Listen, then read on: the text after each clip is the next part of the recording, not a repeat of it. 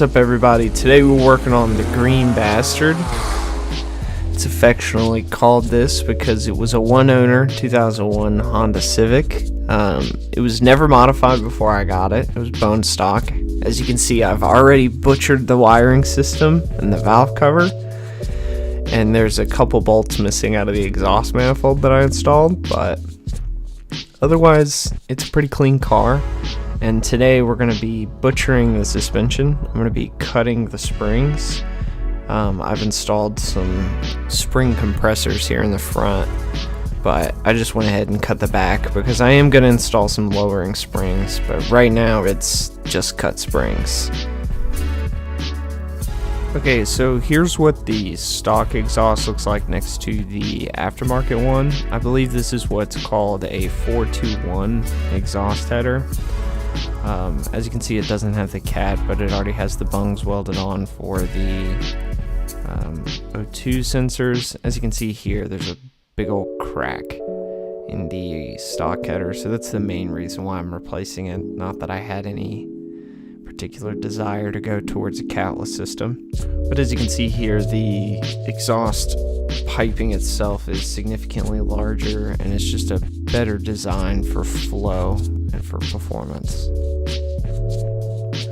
Okay, so I'm going to show you here how to cut your springs. Now, it's not recommended to cut your springs. Obviously, get the proper lowering equipment, but sometimes it's unavoidable or it's just temporary.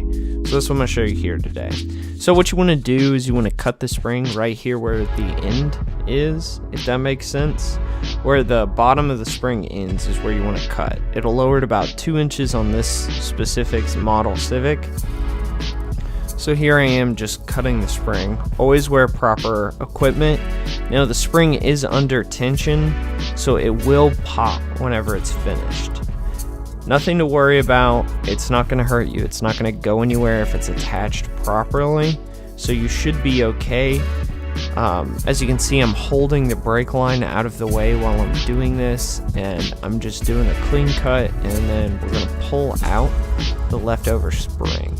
So that's what I'm doing here with the hammer. I'm just trying to pry the old spring out. Sometimes it can get stuck in there, and I was running into trouble with that. As you can see here, I have the spring, the end of the spring that I cut, sitting down into that little notch where the original was sitting. So you want to keep that there. You want to put the end of the spring there, and after you cut it, it'll be a little bit easier to twist into that position. And that's key to getting your car to ride right after you cut the spring. So after you do that, you should be able to throw your wheel back on and you're done. Always use jack stands, wear gloves and the proper safety equipment, and you should be alright. This is a pretty easy mod. It's not a permanent modification.